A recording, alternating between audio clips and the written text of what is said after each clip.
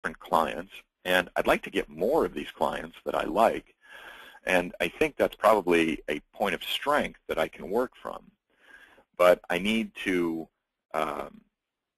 look at them, not whether my partner Joan owns the client and should we be marketing for Joan's practice or marketing for mine or marketing just general in branding. Boil it down to say, you know, it's to the extent that you can say, listen, we're not just about small business, but rather we are, interestingly, about, you know, up here in Seattle, it may be we represent a lot of Vancouver-based businesses that actually tend to be run by people of Chinese descent that also seem to be in the textile business, and you know, they tend to be males that are driving this business that are from 28 to 55 years old. To the extent that you can look across, I mean, someone might have an immigration practice, somebody might have a corporate practice, and somebody within the same firm, immigration, small business / corporate, and one has criminal. To the extent that you look across that base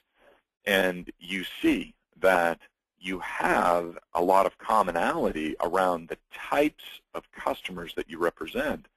well, then you can start bringing that together to have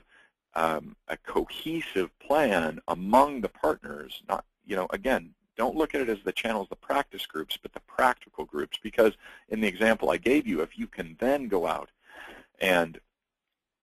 market specifically in you know,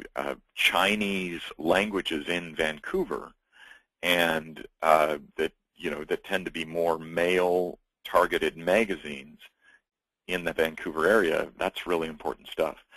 You should also look at, when you're thinking about your target audience, who the competition, who, you know, why do you view different firms as your competition? And it's most likely because they have cases that you want. So what are those cases, and how's the competition succeeding in them? You also need to think through both top line and bottom line, what drives revenue and what drives profits. And are you more focused on driving your revenue, your top line, to get a bunch of new cases in, or are you more interested in bringing in a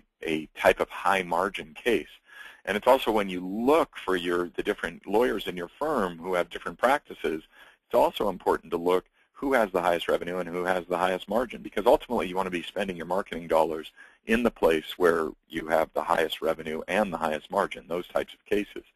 But